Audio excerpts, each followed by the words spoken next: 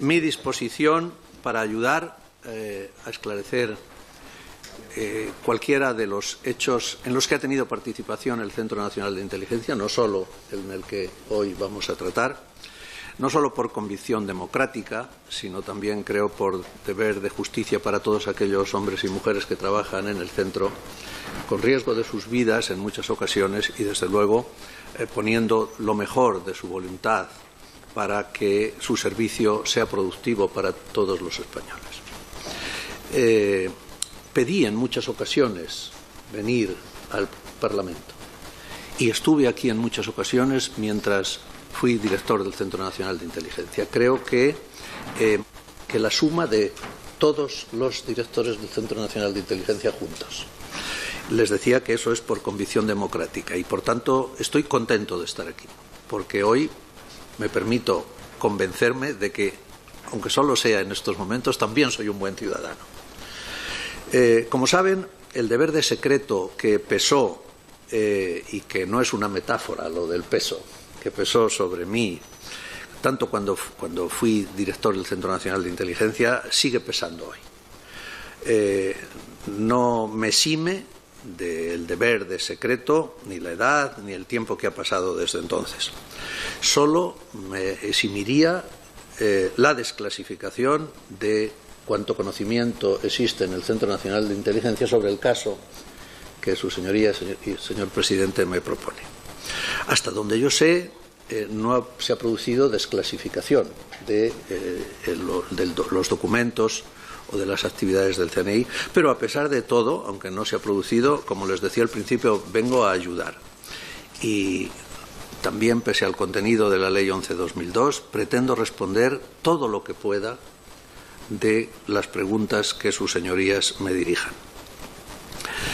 Es cierto también que cuanto tenía que decir sobre el caso fue dicho en la Comisión de Secretos Oficiales, ya sé que la comisión se llama de otra manera, en mi comparecencia el 5 de marzo de 2018. Y estoy seguro que en algún lugar y salvaguardadas estarán las actas de aquella reunión. Hoy,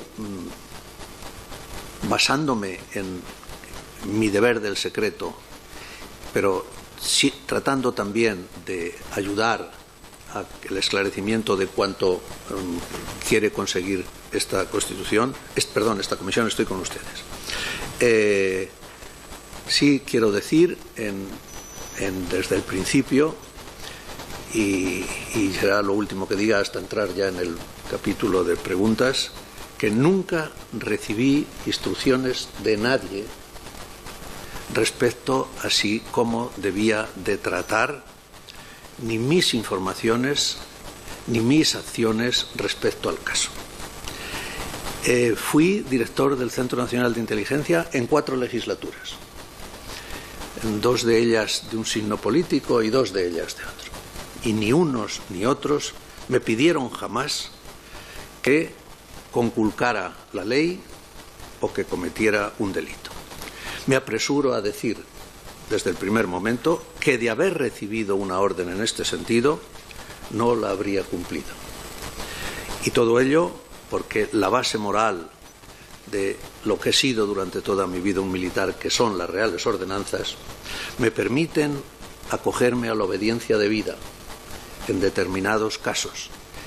Y, precisamente, salvaguardado por la obediencia debida, no hubiera, y pongo el verbo en condicional porque quiero que sepan claramente sus señorías que yo nunca recibí una orden en ningún sentido, pero de haberla recibido y basándome en la norma moral que son las reales ordenanzas, no lo hubiera cumplido. No quiero ocupar más tiempo porque supongo que sus señorías no han venido a escucharme sino a preguntarme. Por tanto, señor presidente, estoy a su disposición. Pues muchas gracias. Vamos a pasar entonces al turno de intervención de los grupos parlamentarios. Como le decía, serán 8 minutos por cada uno de los, por cada uno de los momentos.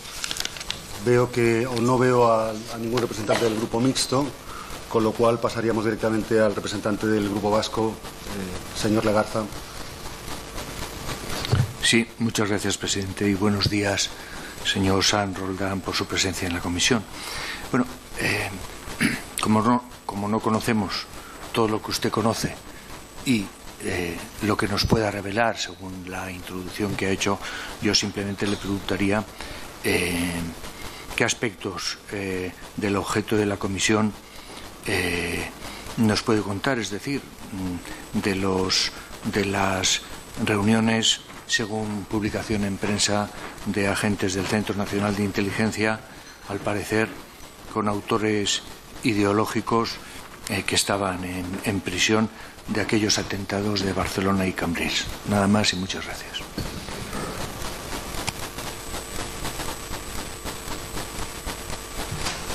Muchas gracias. Creo que no falto al deber de secreto si le digo que efectivamente miembros del Centro Nacional de Inteligencia visitaron al señor Essati durante su tiempo de prisión en Castellón, en la cárcel que creo que tenía el nombre de Castellón 1. No estoy muy al día en la denominación de las prisiones. Esto el CNI lo admitió. Lo admití yo mismo en declaraciones no muy formales, pero a los medios de comunicación, y así está recogido en la prensa y en algunos medios, no prensa, sino televisión y radio en aquellos días. No solo fueron miembros del CNI quienes visitaron a Essati porque lo que normalmente se tenía como procedimiento en aquellos momentos es que, conociendo que las cárceles podían ser un foco de radicalización y de expansión también de las ideas yihadistas, y en nuestra obligación de prevenir, pues naturalmente que fuimos. La propia Dirección General de Instituciones Penitenciarias certifica quién estuvo en la cárcel viendo a Essati, y también, pues, de esa certificación se deduce que no fue exclusivamente el Centro Nacional de Inteligencia. Es más, reconoce solo una visita del Centro Nacional de Inteligencia y en cambio reconoce más de una visita de otras fuerzas y cuerpos de seguridad del Estado. Así fue, así está reconocido por el centro y así está publicado.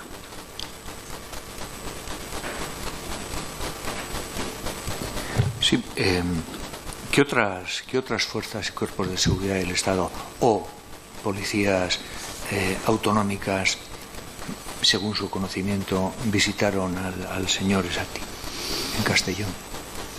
De nuevo, acogiéndome a que, en fin, está publicado y por tanto si es público pues ya no es secreto. Existe un certificado de la Dirección General de Instituciones Penitenciarias diciendo quién fue a ver a Essati. Y la Dirección General prevé, en razón de los documentos de identificación que se exhibieron, que al menos recibió a agentes de la Guardia Civil. Pero no dice el certificado, que es público también, que fueran, si hubo de otros fuerzas y cuerpos de seguridad del Estado visitas. De hecho, la visita de la Guardia Civil es una inducción en razón del documento o de los números de documento que se manejaron, que parece ser que son los normales existentes en la Guardia Civil. Pero repito, así es como lo manifiesta un certificado de la Dirección General de Instituciones Penitenciarias, que supongo que podrá estar a disposición de cualquier miembro de esta comisión si lo desean, porque no es un documento clasificado. Sí, los agentes o el CNI, es un comportamiento habitual el visitar a personas privadas de libertad en centros penitenciarios vinculados al yihadismo, y ¿en cuántas ocasiones sucede esto? Sin entrar en detalles concretos de personas. El dato de en cuántas ocasiones es prácticamente imposible. Yo no lo conozco. Podríamos, a lo mejor, revisando los documentos del CNI, hacer una lista de a cuántos y en cuántas ocasiones. No, quería preguntar si es una rutina o este caso era un caso, digamos, no rutinario, es decir, que habitualmente no se visita, o es un comportamiento habitual visitar a personas presas de libertad, privadas de libertad en centros penitenciarios. La pregunta es ¿por qué específicamente se selecciona a esta persona? No, la realidad es que no se selecciona a esta persona porque el comportamiento general era que cuando una persona que podía tener ideología relacionada con el yihadismo y conocido también que en determinados lugares se hacía proselitismo en beneficio de las ideas yihadistas, entonces, siguiendo su labor de protección y de prevención, el Centro Nacional de Inteligencia iba a ver si realmente se daba ese caso o no y de darse a investigar hasta dónde llegaban, del mismo modo que se hacía en otros lugares. Pongo, por ejemplo, las mezquitas. Sí. Pero no era el procedimiento, no es que se fijara un centro penitenciario o una época o un lugar, sino que dentro de la labor de prevención del centro, cuando se detectaba en un lugar la posibilidad del proselitismo que les indico o de la expansión de ideas yihadistas perniciosas para nuestra seguridad y peligrosas desde el punto de vista de la seguridad, y en algún momento se tuvo efectivamente la convicción de que los lugares desde donde se irradiaba más el yihadismo eran los centros penitenciarios. Por eso, efectivamente, se vigilaron. Pero debe quedar claro que no era indiscriminadamente, sino que cuando se intuía o se veía la capacidad que desde un centro penitenciario existía para la expansión del yihadismo, naturalmente. Sí, ¿cuántas veces, señor Roldán o San Roldán, se le visitó a esta persona?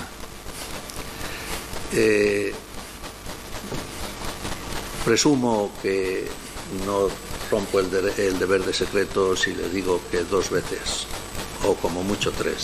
2 veces, me parece que estaba publicado 4 veces. Usted cerciora que más de 2, no lo sé. Más de 2. Lo que es verdad también es que, fíjense, el director del Centro Nacional de Inteligencia, sea quien sea, no puede ir al micromanagement de todas las operaciones. Ojalá que pudiera tener una capacidad de ir a todos. Tengo confianza en los subordinados, la cadena de mando estaba bien templada, sabían su oficio, sabían cómo hacerlo. Entonces, bueno, yo el decirle a su señoría, si fueron 2 o 3, no es que me esté acogiendo al deber de secreto, es que sencillamente no lo sé, pero sé que de ese orden. Sí, por lo que están publicadas 4, sí. Usted dice 3, vamos a sí, decir más de 2. 4, bueno, más de 2. Y usted nos ha dicho en la anterior respuesta a mi pregunta que las visitas no eran discriminadas, sino que iban direccionadas cuando se presumía que había una posibilidad de proselitismo. Entonces, mi pregunta es, si se le visita más de 2 veces, es que se confirma que había una actividad de proselitismo, porque si no entiendo que como eran inicialmente direccionadas, pero si se testa que efectivamente no había ninguna actividad de proselitismo, mi pregunta es ¿qué les llamó la atención para visitarle más de 2 veces cuando la primera visita ya es direccionada? Ojalá las cosas fueran tan fáciles como de una primera entrevista saber cómo piensa o cómo puede obrar una persona, porque no sería solo la necesidad de un servicio de inteligencia, no es solo saberlo, sino saberlo con seguridad, porque tiene que después decirle al gobierno donde hay un problema, donde no lo hay. Entonces, más bien la interpretación que se puede dar, y yo así la doy, de estos más de una visita, es verdaderamente llegar al fondo de lo que podría ocurrir en ese mismo lugar con la expansión del Islam. Pero no sé si... no tengo yo la interpretación que su señoría tiene, sino simplemente la de poder llegar mejor a definir los parámetros del riesgo. Presidente, veo que se me ha acabado el tiempo y no voy a hacer no sé más. Si tiene alguna otra cuestión. No voy a hacer más, pero... Vale, perfecto. Se lo agradezco. Pasaríamos entonces al representante del grupo Euskal Herria Bildu. Señor Iñárritu, cuando quiera. Muchas gracias, presidente. Buenos días, señor San Roldán. Bienvenido. le agradezco de antemano su voluntad de ayudar a los fines de esta comisión, teniendo que hacer esos equilibrios entre su deber de mantener el secreto y al mismo tiempo poder ayudarnos en aquellos elementos que no sean secreto. Mire, usted señalaba que no era secreto el número de veces que el Centro Nacional de Inteligencia se reunió con este señor. Sí me gustaría saber si posteriormente a su salida de prisión el centro o alguno de sus agentes tuvo contacto con este señor, ya fuera presencialmente o ya fuera telefónicamente. Esa respuesta está resuelta en mi comparecencia en la Comisión de Secretos y solo puedo hacer que dirigirme a ella. No puedo hacer otra cosa porque realmente así lo explica la ley. No porque yo quiera hacerlo. Pero acláreme. La propia ley dice que, y creo que la estoy estirando demasiado, dice muy claro que yo no puedo hablar ni de mis medios, ni de mis procedimientos, ni de mis relaciones con terceros. Elija su señoría de esas tres cuestiones que prohíbe la ley, ¿a cuál se quiere acoger? Pero general, a lo mejor a la de mis medios no, pero a la de mis procedimientos y mis relaciones con terceros es obvio que sí me puedo acoger. General, pero acláreme si ha podido relatar las veces que se reunió el centro con este señor en prisión y no está desclasificado, no es una materia. Sí se puede contar las veces que ha sido en prisión, ¿por qué no se puede contar las veces que no ha sido en prisión? ¿Cuál es el elemento que varía? Digo, sí, estamos ante la misma situación. Es muy fácil, señoría, porque la respuesta que yo le he dado es en alusión a algo público, algo que ya se sabe, que han publicado los periódicos, que ha publicado... Y en cambio, los contactos que haya podido haber, repito, que haya podido haber, que yo no certifico en absoluto, posteriormente a los contactos en la cárcel, son materia clasificada que está, además, contestado en la Comisión de Secretos. Pero no me negará que aunque se haya publicado por otra institución, como puedan ser instituciones penitenciarias, seguirá manteniendo el carácter de secreto si no se ha desclasificado, más allá de que sea público y que hayamos tenido conocimiento por los medios.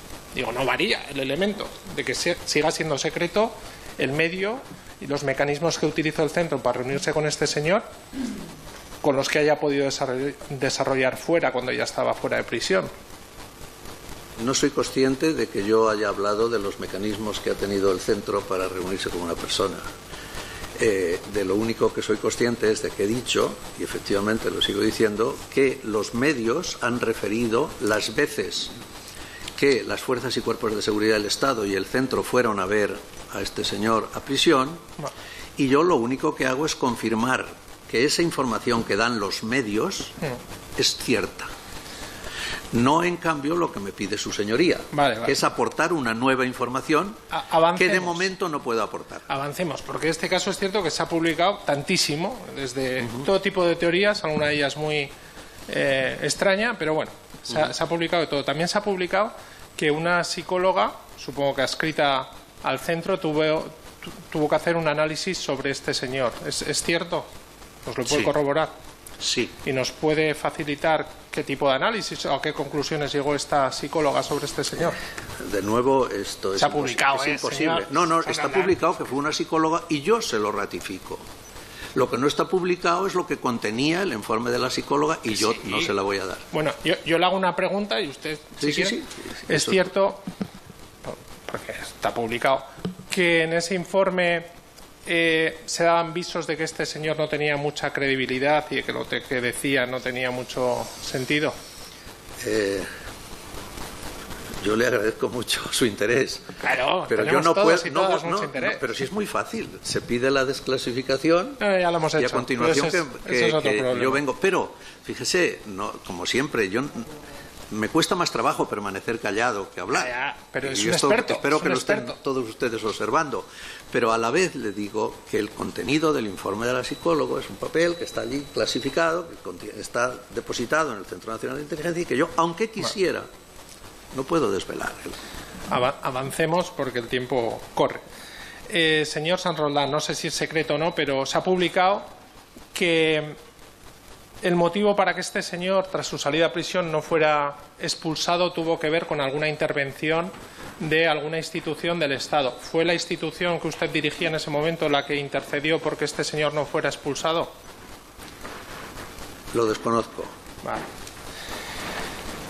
Desde su punto de vista, ya como experto en la materia, no como relativo a la materia que nos asiste, ¿qué falló para que una persona que estuvo vinculada con la Operación Chacal, que tenía algún tipo de contacto con los autores del 11M, una persona que acudió a Bélgica en 2015 y que no fue aceptado como imán porque no pudo aportar sus antecedentes penales y porque a la gente de Bélgica les sonó un poco extraña su historia, ¿qué falló para que este señor volviera a España, pudiera dirigir una mezquita y además diseñara un atentado brutal y conformara una célula de yihadistas?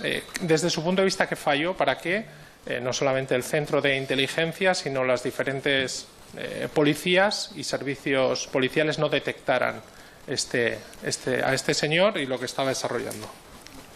Bien, esto tiene una respuesta un poco compleja, pero espero que me la acepte. Cuando existe una lucha de voluntades, como es el yihadista que quiere acabar con la vida de los ciudadanos y las fuerzas y cuerpos de seguridad del Estado y los servicios de seguridad que quieren que no acabe, en contadísimas ocasiones y posiblemente en ninguna se termina con todo esto sin haber perdido alguna batalla. Tenemos otros casos de terrorismo en España que también en algún momento parecía que nos vencían, tenían capacidad que nosotros, los servicios de seguridad, no eran en algún momento determinado capaces de detectar o de cumplir exactamente con su deber de protección. Conocerían ustedes muchos casos si fueran repasando nuestra historia. Lo importante de esta lucha, que es terrible, no es que se pueda perder alguna batalla. Lo importante es que se pueda ganar la guerra. Y precisamente si se pierde alguna batalla es cuando hay que tener más entereza moral para seguir luchando para que no vuelva a repetirse. Pero siempre que hay conflicto de voluntades, siempre que hay deseos de hacer daño y determinadas capacidades para que el daño no se produzca, se producen momentos que están de un lado, el balance es de un lado o de otro. La victoria real que se consigue contra estas lacras y contra otras que han ocurrido es cuando verdaderamente se acaba. Pero nunca, no ha ocurrido nunca, ni en los mejores mariscales o generales del mundo, o fuerzas y cuerpos de seguridad del Estado, nunca ha ocurrido que se gane una guerra sin haber perdido alguna batalla. Y de la pérdida, precisamente, de alguna batalla es de donde tenemos que sacar la fuerza moral para que no vuelva a ocurrir. Yo no sé exactamente, y lo que sé no podría decirlo, las cosas que se podrían haber hecho y no se hicieron, o no se intuyeron, o la voluntad del contrario pudo estar en mejor disposición para cometer sus acciones que la voluntad del que quería librarlas. Pero la realidad es que eso se ha analizado, cómo no. Recuerdo que el Centro Nacional de Inteligencia en aquel momento, no sé ahora, tenía un centro de lecciones aprendidas. Seguro que allí consta lo que se podía haber hecho mejor, si es que había algo. Y lo único que permitió, y que puedo contarles a sus señorías, es que con el análisis de lo que ocurrió, se inició una fase nueva de la lucha contra el terrorismo en la búsqueda de lo que realmente queríamos, que era terminar con él. Efectivamente, existirá un documento de lecciones aprendidas, como de todas las operaciones que hace el CNI. Pero no puedo añadir nada a este asunto. Sí, señor San Roldán. Acabo con una última pregunta, y es, mire, debido a como señalaba usted, a que no se ha desclasificado, además de manera incomprensiva, el material que se había solicitado, no podemos ir más allá de saber cuál era o cuál fue la relación del Centro Nacional de Inteligencia con el señor Exati, cabeza pensante de ese atentado y dirigente de esa célula terrorista. Pero sí me gustaría saber, desde su punto de vista, y como señalaba antes, este caso, como en todos los grandes atentados que ha habido, que todos tienen una teoría de la conspiración por detrás, pero el hecho de que no se haya desclasificado esta información, desde mi punto de vista, alimenta a todos esos sectores que quieren generar todo tipo de ideas alternativas o incluso teorías conspirativas. ¿No considera usted que sería beneficioso, esto lo vuelvo a repetir, por el cargo que ha tenido, que un gobierno cualquiera desclasificase toda aquella información, cubriendo o tapando aquellos datos que pudieran afectar el desarrollo de sus servicios, para precisamente dar transparencia, garantías y acabar con todas esas teorías que se alimentan por medios de comunicación, por partidos o por personas que de alguna manera afectan a la credibilidad de un gobierno o de lo ocurrido? Muchas gracias. Mire, lo que me pide es que valore un acto de gobierno, cosa que no he hecho en mi vida y naturalmente no la voy a hacer. Era una hipótesis de trabajo, digo, no sobre este caso, sobre los casos que afectan. Tampoco. Sé que ya no está en el caso. No soy quien para criticar una acción de gobierno. Supongo que su señoría lo entiende. El gobierno hará lo que crea oportuno hacer y se someterá después al escrutinio de los ciudadanos. Pero de momento... Que es usted muy ágil, pero que era en términos de hipótesis. No sobre esto, no sobre esta materia. Te agradezco el cumplido, pero es todo lo que puedo decir. Muchas gracias y le volveremos a invitar una vez que se desclasifiquen los documentos. Será un honor volver. Gracias, señor Iñárritu. Gracias, señor San Roldán. Tiene ahora el turno de palabra la representante del grupo Junts per Catalunya. Señora Calvo, cuando quiera. Sí. Muchas gracias. Muchas gracias. Haré mi intervención en catalán y le doy tiempo al señor San Roldán. Si no entiende, le pido a la presidencia que no haga correr el tiempo hasta que el señor San Roldán no esté preparado.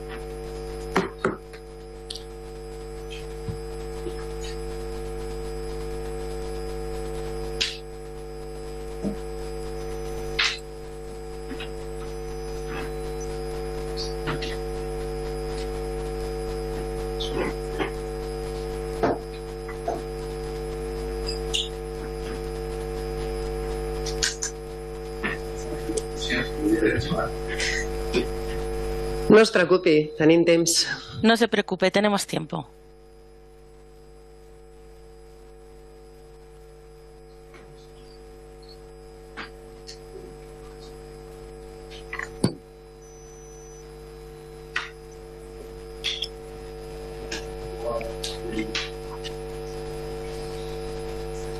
Sí, està escoltant correctament? ¿Nos oye bien? ¿Correctamente? De acuerdo, perfecto. Muy bien. Bien, empezaré diciendo que ahora mismo, sinceramente, no me puedo sacar de la cabeza a las familias de las víctimas de los atentados terroristas del 17 y 18 de agosto de 2017. No me las puedo sacar de la cabeza. Porque esta comisión nos tenía que encaminar hacia la verdad. Y lo está haciendo, destapando una verdad incuestionable. Y es que cuando es Cataluña, la que sufre el terrorismo, el Estado no le reconoce el derecho a la verdad. La ministra de Defensa, Margarita Robles, dijo que no tenía nada a esconder. Entonces empezamos preguntando, ¿por qué no se han desclasificado los documentos pactados, los documentos que se había dicho que se desclasificarían? ¿Qué verdades incómodas se están ocultando? Hace 2 meses el gobierno español se comprometió, como decíamos, a desclasificar en esta comisión, los documentos que demostrarían que el imán de Ripoll, el cerebro de los atentados del 17 de agosto en Barcelona y Cambrils, era confidente del CNI o colaborador del CNI. No lo ha hecho. Pedimos la transcripción de las entrevistas del imán Esati, que usted acaba de reconocer que existieron, que ya se sabía porque salieron en el juicio el 17A con miembros de la Guardia Civil y con miembros del CNI. No tenemos la transcripción de estas entrevistas.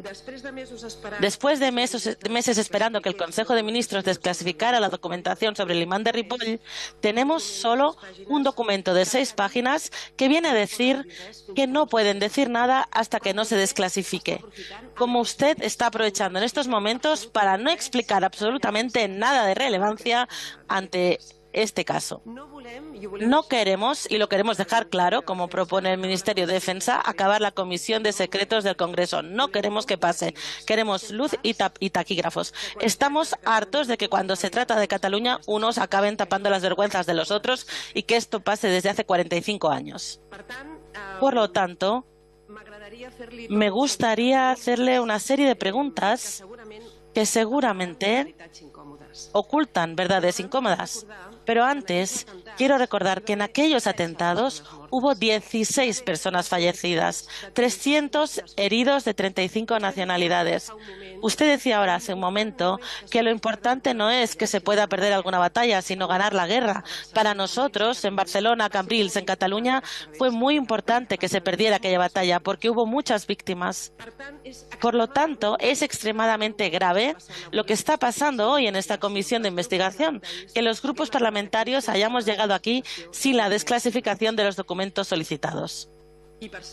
Y por cierto, mientras tanto, Collboni, actual alcalde de Barcelona, Illa, mantienen el silencio. Entendemos que esto es un insulto a la vergüenza de todas las víctimas. Y paso ahora a hacerle estas preguntas que, como decimos, creemos que ocultan verdades incómodas. ¿En qué momento Abdelbaki Esati pasó a ser confidente o colaborador del CNI? Lo que usted ha admitido, esta relación con miembros del CNI y la Guardia Civil. Acaba de reconocer que le visitaron, que les había llegado, y esto es muy importante, esto es relevante, que tenía ideología o que podía tener ideología relacionada con el yihadismo. ¿A qué conclusión llegaron después de estas visitas? Muchas gracias por su preguntas. En primer lugar, su primera pregunta, aunque ha sido un poco extensa sobre la desclasificación, yo no tengo nada que aportar. Es decir, pues no sé si no se ha desclasificado algo, no sé las razones. Y como les decía anteriormente, pues el Gobierno, el Consejo de Ministros, que tiene la capacidad, lo hará o no lo hará y se someterá después, naturalmente, pues al escrutinio de su acción de Gobierno, como en tantísimos otros casos que ocurren. El aludir, el imaginar, solo imaginarlo, que pudimos evitar la muerte de 16 ciudadanos y que no lo hicimos, es una infamia. Es una maldad y es una vileza. Y es también, yo no creo que la condición de diputado o diputada... Yo no le he dicho eso, ¿eh? Yo no le he dicho esto, ¿eh? Está usted poniendo palabras en mi boca que no han salido de mí. Yo no le he dicho eso. Yo no le he dicho eso. Bien, pues en cualquier caso, si alguien piensa, y esta afirmación sí la puedo hacer en mi calidad de compareciente, si alguien piensa o imagina que pudimos evitar la muerte de 16 personas y no lo hicimos, es una infamia. Y lo digo también, no solo, lo digo en calidad de director del Centro Nacional de Inteligencia. Yo tengo aquí delante una entrevista que publicó La Vanguardia en esos días a el mayor de los Mossos d'Esquadra. Y dice no tengo ningún... Perdoni, pero es que vostè no m'està contestant. Perdone, pero es que usted no me está respondiendo a lo que le está preguntando y tenemos el tiempo limitado. No me está contestando. Yo le estoy preguntando si ustedes se reunieron con el imán Esati en la prisión de Castellón porque tenían la sospecha de que estaba relacionado con el yihadismo, y le pregunto a qué conclusiones llegaron, porque este señor después acabó siendo o estando al servicio de una operación yihadista. Le pregunto esto. Señoría, con el mismo respeto a su tiempo que yo le tengo a su tiempo, y le pido, y al enfoque de sus preguntas, yo le pido que tenga el mismo respeto al enfoque de mis respuestas. En esa entrevista, el mayor Trapero dijo muy claro que la respuesta más efectiva, con más conocimiento de datos, lo leo, más profunda y más leal, fue la del CNI. ¿Y por qué digo esto? Porque, aunque parezca que no, bueno, a lo mejor estoy equivocado, yo intuyo que efectivamente hubo, de alguna manera, se pudieron evitar las cosas y no se evitaron. Y eso no es verdad. Y esto se lo contesto porque me acaba de remitir a la respuesta que le di a quien hizo uso de la palabra anterior. Por eso así no es. Pero en cuanto a sus preguntas concretas, le he contestado a su preámbulo. En cuanto a sus preguntas concretas, le puedo decir, sin romper en absoluto el secreto, el señor Esati nunca fue ni colaborador ni informador del Centro Nacional de Inteligencia. Punto. Nunca. ¿Por qué no van si tenían información de otros servicios de inteligencia, como por ejemplo de Israel, que podía haber atentados en Cataluña, ¿por qué no se informó a los Mossos? El Gobierno nos acaba de dar en esta documentación el acta de la Junta de Seguridad de julio de 2017 diciendo que estaba todo bajo control. En aquellas fechas se estaban justamente preparando los atentados del 17 y 18 de agosto en Barcelona y Cambrils, que tenían que ser atentados de grandes proporciones. Recordemos, los objetivos eran o el Camp Nou o la Sagrada Familia. Los atentados de las Ramblas fueron una salida improvisada por parte de los sobrevivientes del comando yihadista, de la célula yihadista. ¿Por qué no se informó a los Mossos de Escuadra? Está presuponiendo dos cosas que yo no tengo ninguna capacidad para aceptarlas como buenas. Una, que tuvimos información de servicios secretos extranjeros sobre la comisión próxima de un atentado. Eso, su señoría me lo dice, pero yo no lo acepto. Y la segunda es que, de haberlo aceptado, ¿cómo iba a ser posible que no íbamos a haber avisado a quienes son responsables de la seguridad de un determinado lugar para que ejerza su capacidad?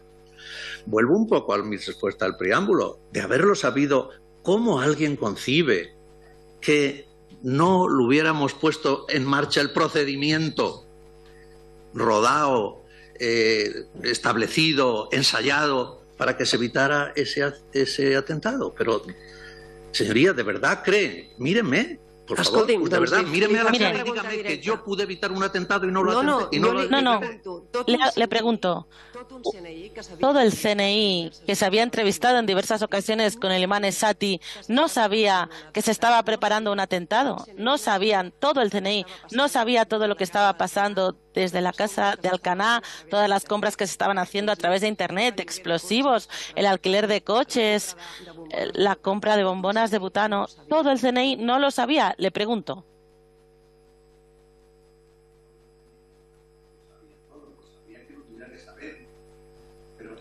De nuevo, yo es que no reconozco en absoluto tener capacidad por las investigaciones del CNI para evitar un atentado y que no lo evité. Por tanto, no tengo nada más que decir. No lo reconozco. ¿Va a ser una gran errada por parte del CNI? ¿Fue un gran fallo por parte del CNI? ¿Fue una negligencia por parte del CNI? ¿Qué fue? Ya lo ha clasificado usted. Yo no lo tengo ninguna capacidad de clasificación en las circunstancias en las que estamos. Sí, presidente, ya sé que me he pasado. Sí, presidente, ya sé que me he pasado el tiempo. Gracias. Señora Calvo, tendría ahora el turno el representante del Grupo Parlamentario Republicano, señor Salvador. Buen día y gracias. Muy buenos días y gracias por haber venido. De momento, y pensando en las víctimas y en la ciudadanía, No sé, no acabo de verlo claro. ¿Qué es un confidente? Pensando en la gente que no sabe nada, ¿qué es un confidente del CNI? Le pregunto, si me lo puede explicar didácticamente, ¿qué es un confidente?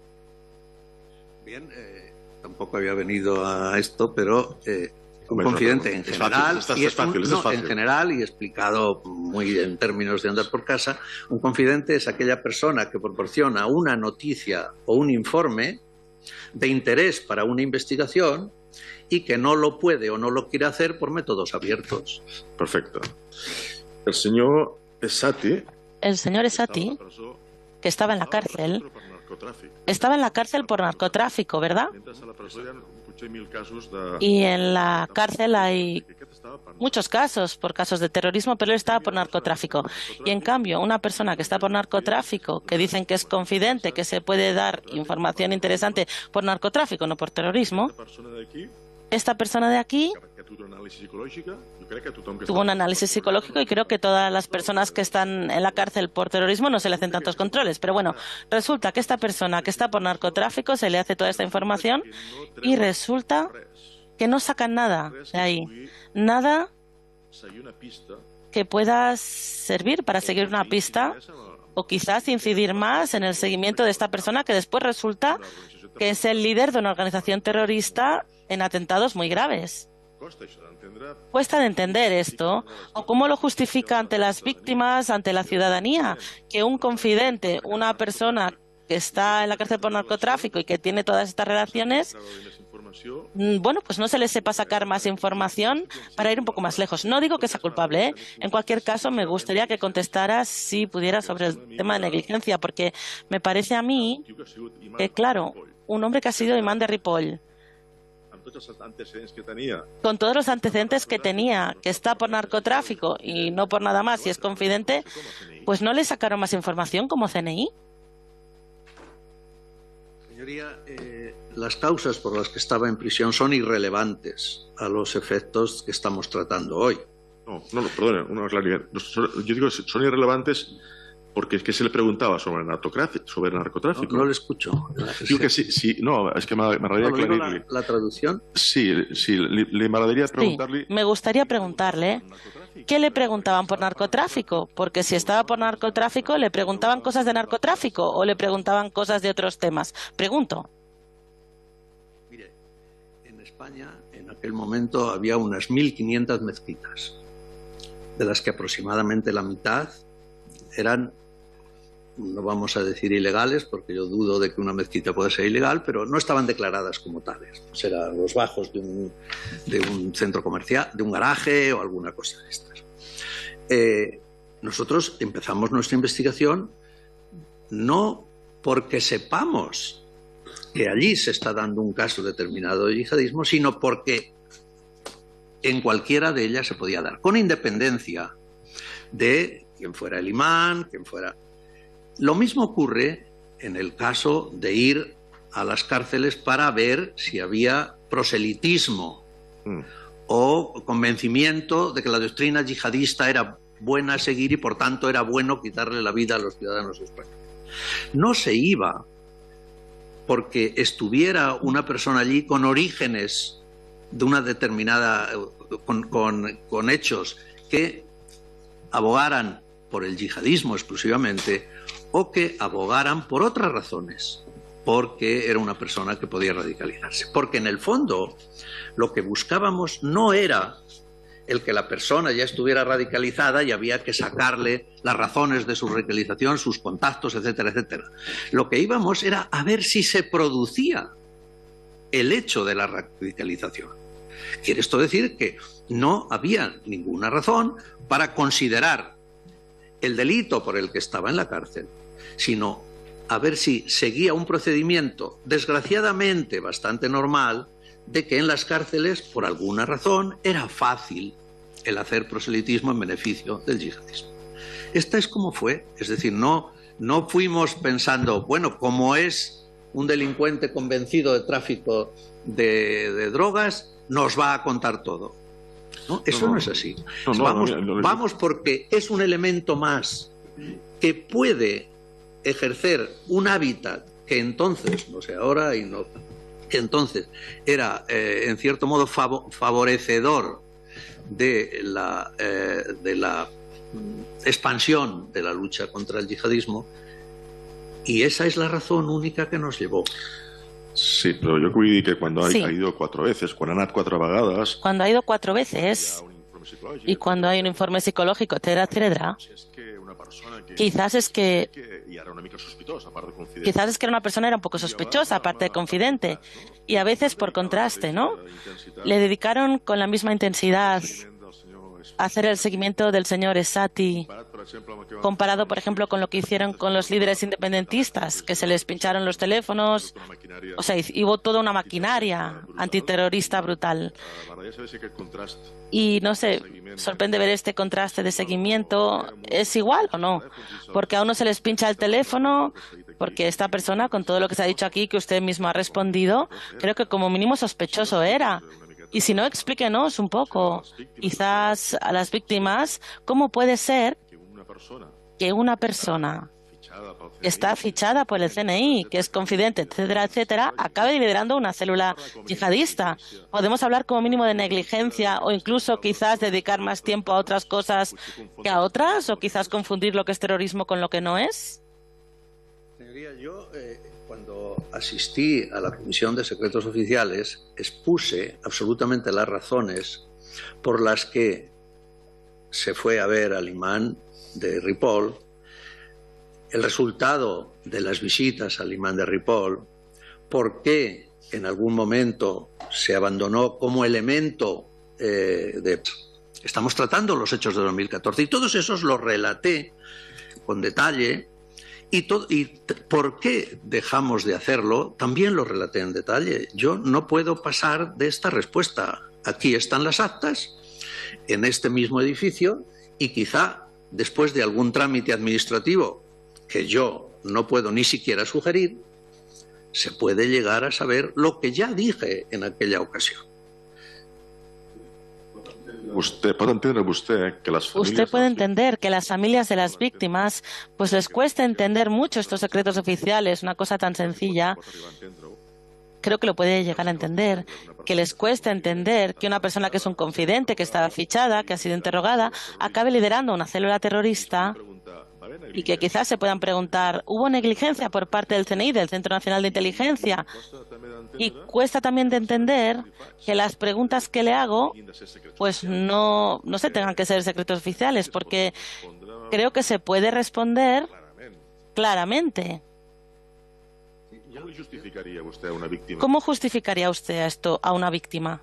Pues yo, si tuviera una víctima delante, le diría, en primer lugar, como es lógico, que siento muchísimo lo que pasó, que me pongo de su parte en la mayor parte de las observaciones que haga, porque quien ha sufrido el mazazo del terrorismo necesita de toda nuestra comprensión, necesita de toda nuestra empatía, y me pondría con ella. Pero a la vez le diría, señor o señora, yo tengo también limitaciones legales para explicarle a usted absolutamente todo. El día que las deje de tener, a lo mejor puedo ser un poco más preciso. De momento yo también le diría, se lo digo con todo el corazón, yo le diría, míreme a la cara y piense si puede haber habido alguna voluntad interesada o alguna negligencia interesada en mí o en mis colaboradores para que usted esté viviendo lo que está viviendo. También se lo diría, que me mirara a la cara y me lo dijera. Es todo lo que puedo hacer hoy. Ya lo expliqué hasta donde sabía en otras ocasiones y ahí está, como digo, explicado, y estarán las actas. Ahora yo tengo la misma obligación de cumplir la ley que cualquier otro servidor público. Y en este sentido, creo que en una comisión abierta todo lo que le puedo decir es esto. Acabo ya, porque se acaba el tiempo. Acabo ya porque se me acaba el tiempo. La colaboración con los Mossos fue fluida en este caso. Tuvo acceso a la ficha de chat, etcétera. Me interesa bastante porque era algo que también se ha publicado y comentado, que no se compartía la información del CNI con los Mossos de Escuadra, que es la policía de mi país. Bien, aquí tengo, luego si quiere se la puedo dar. no sé si la ha leído usted, la entrevista de La Vanguardia. ¿Quién mejor que lo diga el jefe de los Mossos? El jefe de los Mossos dice lo que... Tengo varias copias, no sé si quiere, pero bueno, no creo que sea necesario. El jefe de los Mossos dice esto: la respuesta más efectiva, con más conocimiento, más profunda y más leal fue la del CNI. ¿Se puede añadir algo a esto? Dicho por el mayor jefe de los Mossos en aquellos días. Yo creo que es incuestionable. Ahora, mire, también podrá, sin duda, su señoría preguntarle a él si verdaderamente esto que dijo es cierto o no, pero lo dijo, lo publicó en La Vanguardia, lo dijo para todos los españoles. Solo se lo preguntaba usted, nada más. Ya, pero yo me acojo, efectivamente, quien era destinatario de mi colaboración... Resumiendo, hubo una buena colaboración y, sí, no hubo negligencia por parte del CNI como respuesta, ¿no? Yo le estoy diciendo... Usted perdón, su señoría me pregunta por la colaboración y yo le digo cómo la valoró, quién la recibió. ¿La negligencia sí o no? Pero, ¿de verdad que...? El tema de quizás podían haber hecho algo más en el caso teniendo controlado al señor Essati o no. Pero no, es que cuando dice por tener controlado al señor Essati, ya la pregunta tiene otro sentido. Porque lo que me está diciendo, negligencia sí o no, hay una respuesta dolorosísima, pero es que nadie que se dedica a la seguridad quiere que se produzca un atentado. Y cuando se produce, todos esa noche no dormimos diciendo, hay algo que podía yo haber hecho que no hice, naturalmente. Pero cuando me dice si la causa de esa negligencia es cómo tratamos al señor Essati, eso aquí no tiene respuesta. Espero que no solo sino todos sus señorías entiendan la diferencia. Que hubo negligencia o cualquier otra cosa, o falta de sabiduría, o falta de oficio.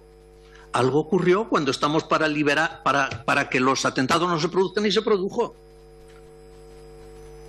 Pero ahora, si me dice, en relación con Essati o con la colaboración con los Mossos, otros temas que aquí se han tratado, yo ya la pregunta no le respondo de la misma manera, sino que le respondo que no hay respuesta en abierto, aunque la puede haber en otras circunstancias. Vale, muchas gracias. Gracias también, señor Salvador. Tendría ahora el turno el representante del Grupo Parlamentario Sumar, señor Badía. Muy bien. Muchas gracias, señor Félix Roldán, por estar aquí. Y espero que si se desclasifican los documentos, pues evidentemente podamos volver a tener esta conversación porque me parece muy pertinente. También usted lo ha dicho que está aquí también por respeto a todos los empleados públicos del CNI y creo que también las víctimas hoy se merecen un respeto y en el fondo están en esa búsqueda, como comentaba mi compañera Pilar, en esa búsqueda del derecho a la verdad. Y también yo creo que añadiría un tercer objetivo que es si podemos mejorar y fortalecer la coordinación entre los distintos cuerpos de seguridad. Usted aquí ha hecho yo creo que me ha marcado dos afirmaciones muy contundentes y muy claras que creo que son fundamentales en una parte de los trabajos de esta comisión y espero que la desclasificación las pueda corroborar. En primer lugar, ha dicho que no ha recibido ninguna indicación política, que nunca la recibió, y en segundo lugar, creo que lo ha repetido varias veces, que el CNI en un caso identificó actuaciones que podrían haber impedido el atentado y no las llevó a cabo, con lo cual, con la información que usted tenía, actuó de la mejor forma que sabía. Creo que eso es lo fundamental en el acceso a la verdad y ahora necesitamos que la credibilidad que usted hoy nos ha intentado trasladar, pues hacerla llegar, quizás con más información, con más documentación, porque creo que ahí radica uno de los elementos que va a pivotar en esta comisión. Sí que me gustaría, y creo que sus respuestas nos ayudan, aunque a veces parece que la pregunta pueda querer introducir otras teorías, su respuesta nos ayuda a aclarar si es así o no es así, ¿no? Es verdad que cuando miramos toda la documentación, ¿no?, del permiso de residencia de larga duración de Al-Sati, la tarjeta de identificación de 2013, el permiso de protección internacional de 2014, solicitante de asilo en 2014, la anulación de la petición de expulsión en 2015, da la sensación pues que esta persona que era convicta pues podía ser confidente de algún cuerpo de seguridad, quizás no del CNI, pero da la sensación que esta persona con la que ustedes ha confirmado que habían tenido, ¿no?, mantenían puntos de conexión, de encuentro, no quizás con el CNI, pero sí que podía tener algún tipo de vínculo con algún cuerpo de seguridad, porque realmente incluso no llega a solicitar protección internacional y solicitud de asilo, e incluso se le anula la petición de expulsión, ¿no? Yo desconozco, pero esto podría ser un caso típico de un confidente de un cuerpo de seguridad, que se le den a cambio de información este tipo de prerrogativas.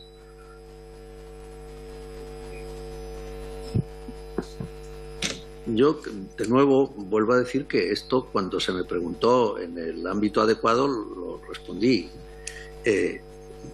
Yo lo que le voy a decir categóricamente, y a lo mejor digo más de lo que debo, el señor Essati no fue confidente del Centro Nacional de Inteligencia, y ya está.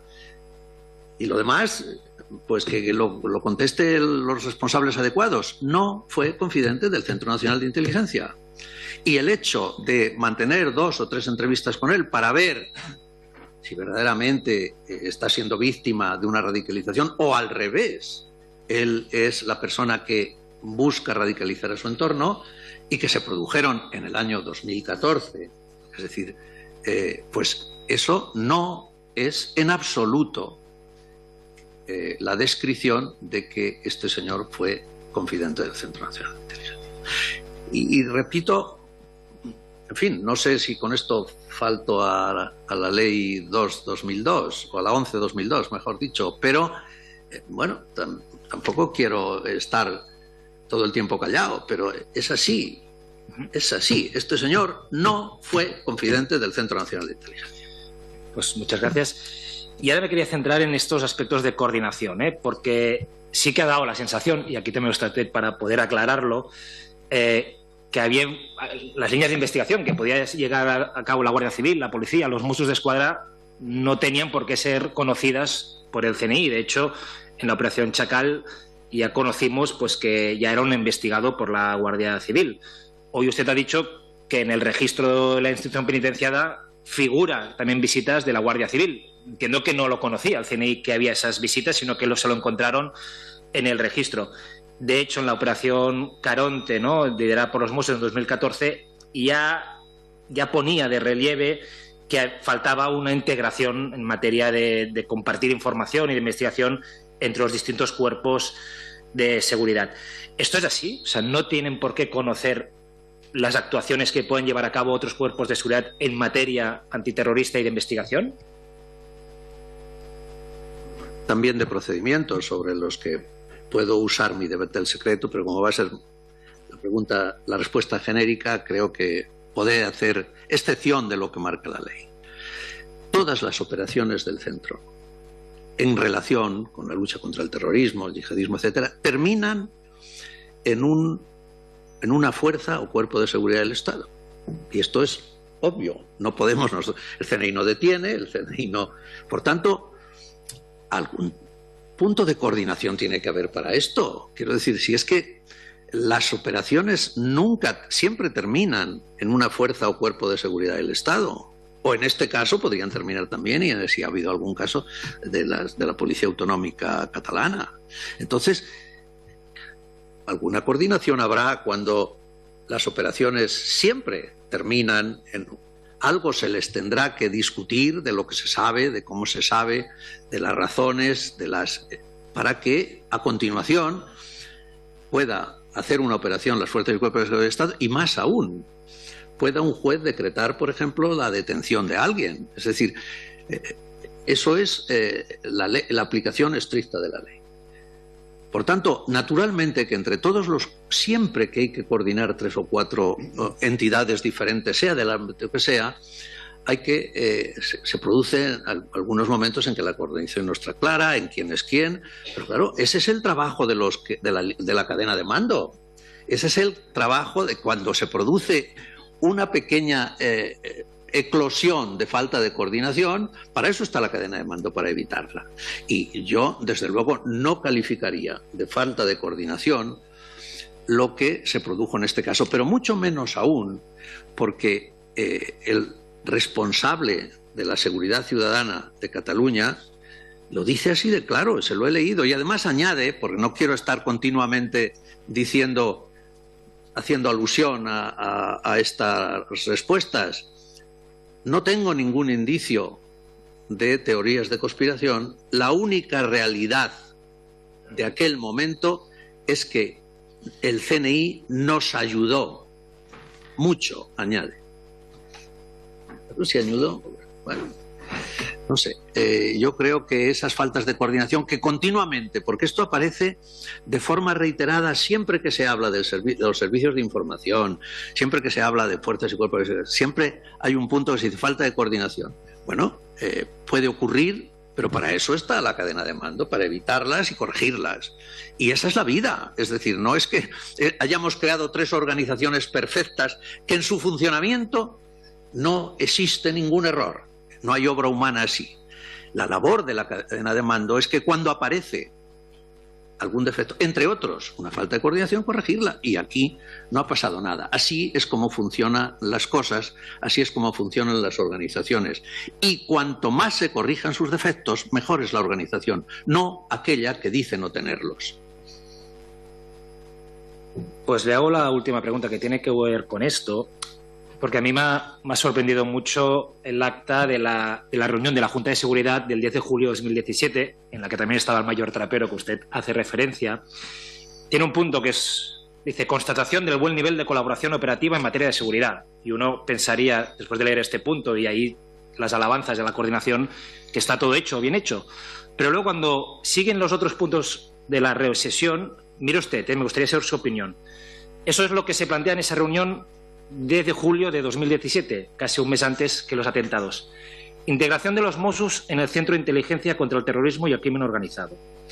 Acuerdo por el cual se establecen mecanismos de intercambio de información previstos en el Plan de Prevención y Protección Antiterrorista de 2012. Integración en la Mesa de Coordinación de la Amenaza Terrorista prevista en la Instrucción Quinta de 2015. Integración en la Mesa de Evaluación de la Amenaza Terrorista prevista en la Instrucción Quinta de 2015. Protocolo de colaboración en materia de intercambio de datos estadísticos de criminalidad. Participación de los Mossos en los grupos de trabajo del Ministerio en los órganos europeos de colaboración y coordinación policial COSI. Participación de los Mossos en los planes directores de seguridad.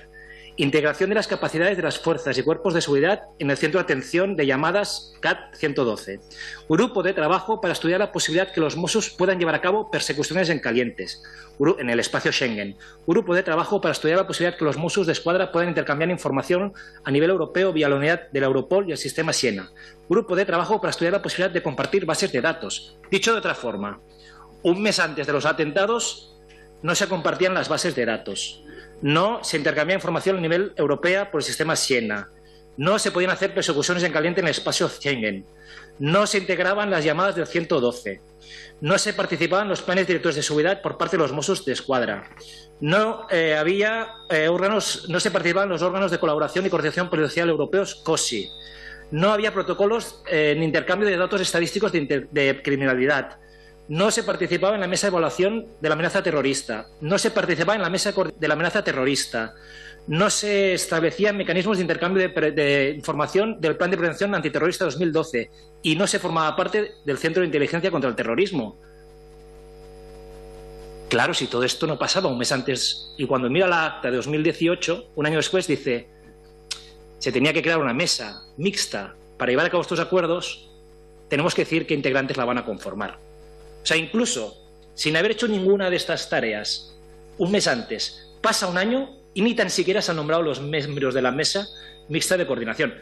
Y yo, que no soy experto en temas de seguridad, pensaría que sí, que hacía falta hacer muchos pasos adelante en coordinación, porque todo esto eran principios de acuerdo y grupos de trabajo para ver si eso era interesante o no. Evidentemente, si considera que la participación y la integración en todos estos espacios de lucha contra la criminalidad y la acción terrorista eran pertinentes, porque yo al leer lo que se proponía un mes antes, cosas que venían de 2012, incluso algunas de 2005, y luego veo que incluso habiendo pasado por un atentado al cabo de un año, ni tan siquiera se han nombrado los miembros que tenían que llevar a cabo estos acuerdos, pienso que ahí, no sé qué opinión tiene usted.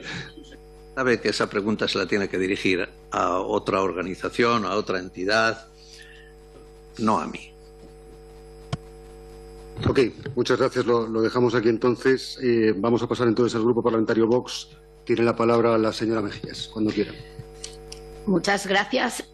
señor Sanz Roldán, por su presencia aquí hoy y por sus equilibrios entre las respuestas y la reserva que él exige su condición de su dilatada trayectoria y de haber desempeñado las más altas responsabilidades del Estado. Nosotros votamos en contra de la creación de esta comisión porque a los grupos separatistas para darles gusto a alimentar esa conspiración que hay de que, como usted ha visto hoy en las preguntas que le han dirigido, de esa conspiración del Estado que no evitó unos atentados, pudiendo hacerlo por la información que tenía, porque tampoco se ha puesto en contexto la situación que vivía Cataluña en ese momento, ¿no? Estamos hablando del año 2017 y lo que se pretende es alimentar el argumento de que los servicios de inteligencia españoles tenían información, no impidieron el atentado con la finalidad de que el impacto fuera tan importante que disuadiera a los golpistas de seguir con su actitud. Usted ha respondido ya en varias ocasiones que eso no fue así, que ustedes no tuvieron esa información y que además ustedes hubieran hecho todo lo posible por evitar ese atentado. Nosotros, como tenemos la obligación de decirle y lamento tener que decírselo, pero está siendo usted un instrumento al servicio de ese intento de alimentar esa conspiración. Pero dicho esto, como yo en ese momento fui lamentablemente protagonista o estuve presente en esos días muy directamente en Barcelona como concejal del Ayuntamiento, quería preguntarle varias cosas al hilo de las informaciones que han ido saliendo, ¿no? Le preguntaba hace un momento el señor Badía sobre la relación que tenían ustedes con otras fuerzas de seguridad extranjeras y cuál era la coordinación que había entre ellas, ¿no? Ha salido publicado que la CIA en mayo de 2017 informó a los Mossos d'Esquadra de que Barcelona podía ser objeto de atentado. De hecho, fue tan importante esa información que Barcelona elevó su nivel de alerta a nivel 4, que es uno de los niveles más altos. Esta información llegó a manos de los Mossos d'Esquadra, que en ese momento estaban dirigidos por el señor Quim Forn, después condenado a varios años de prisión por el golpe de Estado en Cataluña, y nos gustaría saber si ustedes tenían conocimiento de que la CIA había informado a los Mossos d'Esquadra del riesgo que corría la ciudad de Barcelona como objetivo de atentados en la situación que se habían producido, alertando también de la situación que se había producido, por ejemplo, en ciudades como Niza. Y me gustaría que me respondiera si ustedes tenían conocimiento de esta información, un poco al hilo de lo que decía el señor Badía de que no había coordinación. No es cierto, puesto que la CIA informó directamente a los Mossos d'Esquadra. Con un servicio secreto extranjero, ahí sí que no puedo responder absolutamente nada. Y bien que lo siento en este caso, porque lo que cita, que efectivamente ha circulado y se han visto alguna evidencia ahí sí que me entran unas tremendas ganas de contestarle. Pero tengo que, desgraciadamente, aguantármelas, porque la ley dice que mis relaciones con servicios extranjeros me las tengo que callar. Pero le repito, me quedo con muchas ganas.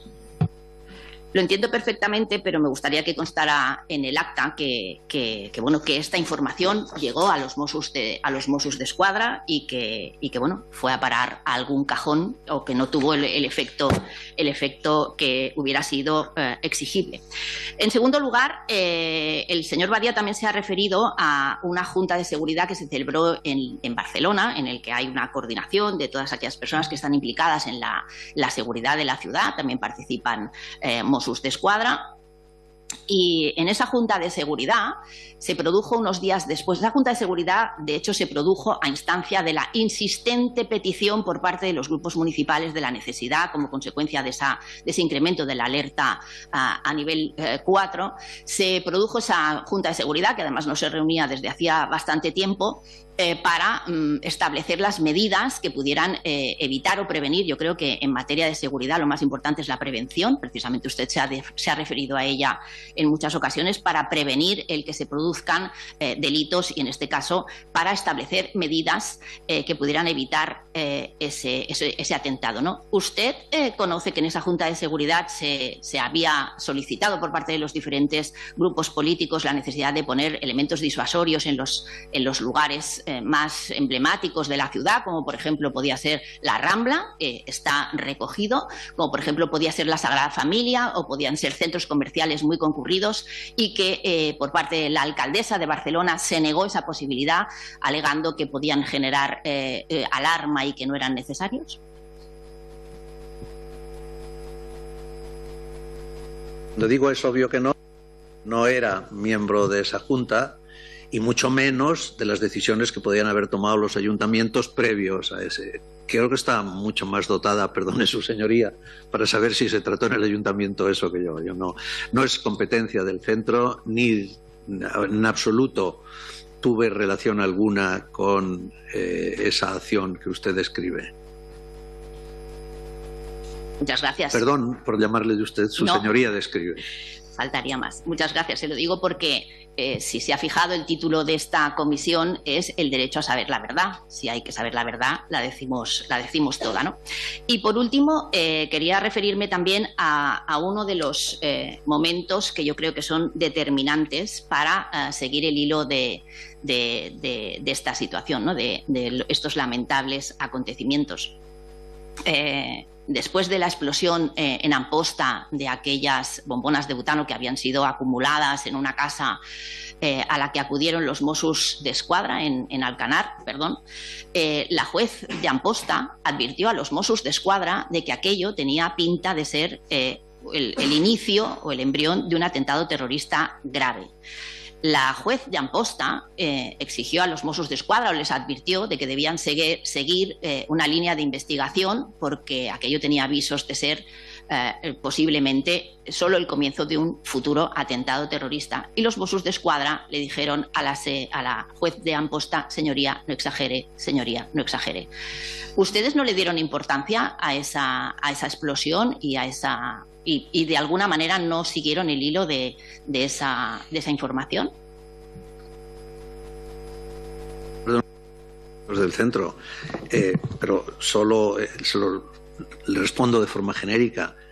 Muy raro sería un servicio secreto que viera una explosión como esa y lo dejara absolutamente frío y no hiciera nada.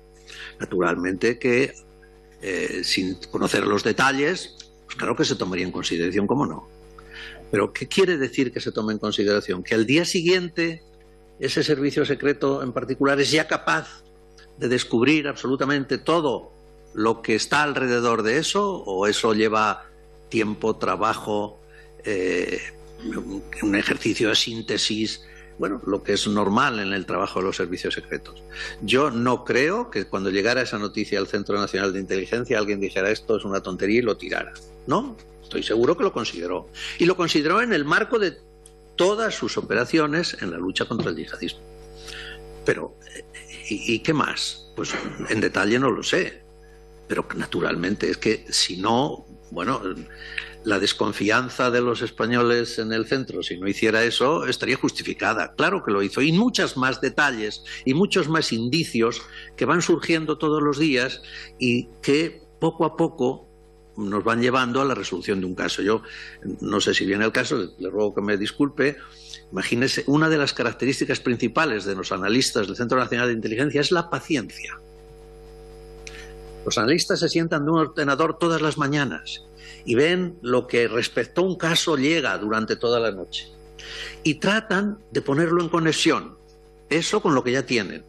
Y pasan muchos días que cuando se van a casa y apagan el ordenador no han conseguido ningún avance en los casos que llevan. Pero es verdad que un día, en 3 años, dicen, ahora sí, este es el delincuente, este es el caso, esto es lo que nos da la solución. Y ese día se produce, pero a lo mejor se produce después de 2 o 3 años mirando la pantalla de un ordenador sin sacar ninguna conclusión.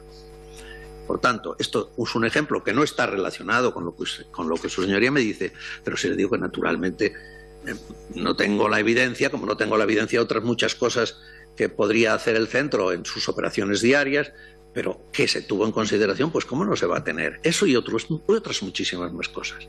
Y habría un analista o varios que esa mañana recibió en su ordenador esto ha pasado y que trató de ponerlo en conexión con todos los casos que estaba analizando, estoy seguro.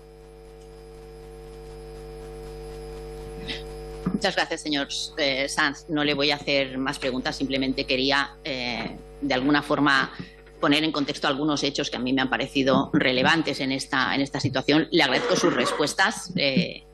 Hubiera agradecido más que no hubiera servido de instrumento a lo que esta comisión pretende, pero sí decirle que agradecemos su presencia aquí y su trabajo. Gracias. Muchas gracias. Tiene ahora la palabra por el Grupo Parlamentario Socialista el señor Serrada, cuando quiera. Muchas gracias, señor presidente, y muchas gracias, señor Sanz Roldán, por venir a esta comisión. Bienvenido de nuevo al Congreso de los Diputados. Sabemos que ha venido en diferentes ocasiones para tratar de explicar qué es lo que hace el Centro Nacional de Inteligencia y para tratar de aportar luz, que es hoy de lo que tratamos en esta comisión. Créame si le digo que para el Grupo Parlamentario Socialista fue una gran noticia que en el plan de trabajo de esta comisión se incluyera el apartado de víctimas, porque para nosotros es fundamental poder prestar atención, apoyo y sobre todo clarificar en la medida de lo posible aún más después de las sentencias judiciales que ya existen sobre esta cuestión, pero clarificar también algunas derivadas, algunas consecuencias políticas y también la labor que cada fuerza y cuerpo de seguridad del Estado, y en este caso el CNI, pudieron tener tanto antes como durante y después de la comisión de estos atentados. Fíjese, señor Sanz Roldán, que a lo largo de esta comisión se han hecho hincapié en dos apartados fundamentales y uno que nos llama la atención, y es que parece que el CNI, me permite que sea coloquial en esto, es la madre del cordero de por qué pasaron o por qué no tuvieron que pasar estos atentados. Y fíjese que ha habido dos posiciones, una respecto a esa teoría conspiranoica sobre qué pasó en estos atentados, pero hay otra que se ha dejado trasladar, que es que el CNI no hizo su trabajo. Y en este sentido sí que ha respondido a la segunda cuestión, pero sí que me gustaría que nos dijera qué tiene que decir respecto a que el CNI no hizo su trabajo. Claro, eso es una apreciación de alguien con pocos datos en la mano para decirlo. Es decir, porque lo que hizo el CNI en los días previos y en los días posteriores y en los momentos inmediatos al atentado, bueno, quiero creer que ninguno de los presentes tiene, a lo mejor ni siquiera yo, porque claro, no se puede tener absolutamente todo y mis subordinados, el que tenía que saberlo lo sabía y el que tenía que ejecutar la acción lo sabía. Por tanto, si ustedes tienen la convicción de que el Centro Nacional de Inteligencia no hizo lo que debía, hacen bien en decirlo. Lo mismo que hago yo bien diciendo que el Centro Nacional de Inteligencia hizo todo lo que pudo para evitar ese atentado y además le quiero decir que tuvo muchísimos éxitos en la evitación de muchos. Es decir, en este momento solo Dios sabe, y es una forma de hablar, las vidas que salvó el Centro Nacional de Inteligencia.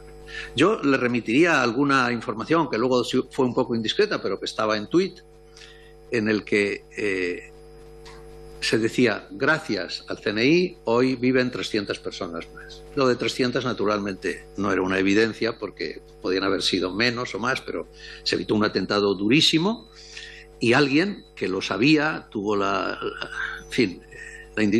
promovió la indiscreción de decirlo. Sabemos que muchas veces hemos sido eficaces, lo sabemos. Sabemos el nombre y apellidos, y esto me dirijo especialmente a los grupos a los grupos catalanes. Sabemos con nombres y apellidos a cuántos catalanes salvamos la vida. A mí en una ocasión, en el hall del Palace, yo estaba hablando con una persona que era con origen de Cataluña y vino un tercero y le preguntó a esa persona catalana, ¿este señor es tu padre? Y el catalán dijo, si por padre se entiende el que te da la vida, sí lo es, porque él me ha salvado la vida. Entonces, claro, esto es así, que nos quede siempre la duda, ¿qué pudimos hacer y no hicimos para este atentado también evitarlo? Eso no quiere decir, creo yo, que no hayan puesto todos los hombres y mujeres del Centro Nacional de Inteligencia todo lo que está en su mano para evitarlo. Sin embargo, fíjese, señor Sanz Rondal, que usted ha hecho varias referencias a una comparecencia suya el 5 de marzo del 18 en la Comisión de Secretos Oficiales, y si nos atenemos a lo publicado durante esas fechas, se le atribuye a usted una frase que ha sido publicada en varios medios de comunicación en la que usted vino a decir, en el seno de esa comisión, que el CNI tuvo algún fallo durante esa época, durante esa etapa, y que por eso probablemente se pudieran llegar a cometer esos atentados. Dos cuestiones sobre esto. La primera es si usted se reconoce en esa frase, si usted reconoce que el CNI pudo haber cometido algún fallo, algo que por otra parte ha venido a insinuar en algunas de las respuestas que ha hecho, y para usted, ¿cuál pudo ser el principal fallo que cometió el CNI durante esa época? Diciendo desde el principio que yo no reconozco esa frase, pero a lo mejor la dije. Pero ahora, unos años después, y cuando ya me retiré de este oficio, pues a lo mejor la dije y no la recuerdo. Pero no es esa la cuestión. Estoy seguro que su señoría no cree que esa es la cuestión. La cuestión es, lo hubo, y a esto yo lo único que les puedo responder es como ya he respondido a los otros. Nuestra misión es la seguridad de España y de los españoles. Nuestra misión es que no haya atentados. Si se produce alguno, es porque el adversario tuvo más capacidad para producir un atentado que las fuerzas y cuerpos de seguridad del Estado y el Centro Nacional de Inteligencia para prevenirlo. Y de eso hay que aprender. Naturalmente que sí, eso es, y es lo que les decía también al principio, que no existe ninguna campaña en la que alguna batalla no se pierda. Pero de nuevo les digo que de eso lo que se dedujo, y así es verdad, y esto también me limito un poco, me pongo un poco en el límite del secreto, se aprendió y se tomaron las acciones necesarias para que no hubiera otro, aunque nadie puede asegurar hoy que no lo habrá. Y si de producirse, volverá de nuevo a analizarse hasta el extremo las causas por las que se produjeron, y de nuevo volverá el centro y las fuerzas y cuerpos de seguridad del Estado a modificar sus conductas o sus procedimientos para que no vuelva a producirse el siguiente. Y esta es la lucha contra el malhechor, no es otra, a veces larguísima. Hemos tenido casos de 60 años en España. Esta es la lucha, y lo único que tiene que tener, que esperemos que no tenga el adversario, es voluntad de vencer. Es decir, que es la entereza moral para decirle al adversario: no vas a ganar porque yo no voy a permitir que ganes. Esa es la realidad. Y el pensar que cualquier servicio de inteligencia del mundo, cualquier esquema de seguridad del mundo es capaz de evitar todas las agresiones a la seguridad, eso, como bien sabe su señoría, es metafísicamente imposible. Y en ese es en el elemento en el que estamos y estábamos. Fíjese, señor Sanz Rondal, que hay dos elefantes en esta habitación de los que todavía no hemos hablado, pero que creo que son interesantes que usted también nos traslade su opinión, fundamentalmente porque probablemente sean los dos elementos causales para los que usted está aquí hoy.